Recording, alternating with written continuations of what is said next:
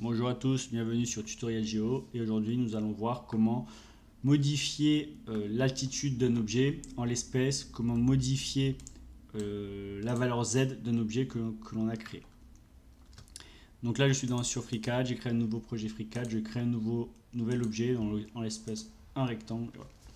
Donc là j'ai créé un nouvel objet et nous allons voir dans cette vidéo comment modifier son altitude afin de le mettre à l'altitude que l'on souhaite.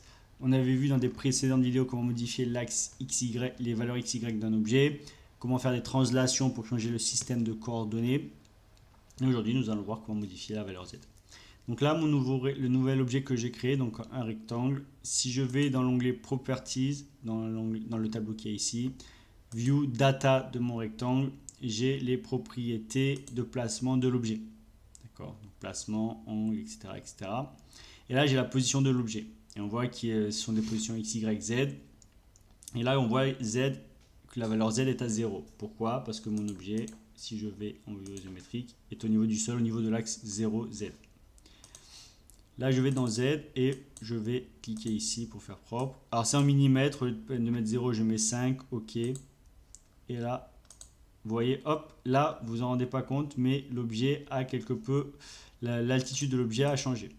Si je retourne dans Data et qu'au lieu de passer à 5, je passe à 10. Alors évidemment, il faut que je clique ici. 10, OK. Et là, vous voyez, l'altitude a encore changé. Si je change le mode de navigation, voilà. Vous voyez que là, tout de suite, l'objet a changé en altitude qui est un peu plus élevé. Je continue.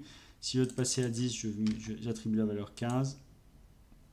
Et voilà. Et là, je peux faire varier à façon l'altitude de mon objet. En 2D, vu du dessus, la variation ne se voit pas. Mais évidemment, déjà quand on se place en vue isométrique, on peut voir la différence et voir que l'altitude de notre objet a bien changé. Évidemment, je peux passer aussi bien en positif qu'en négatif, sous le sol.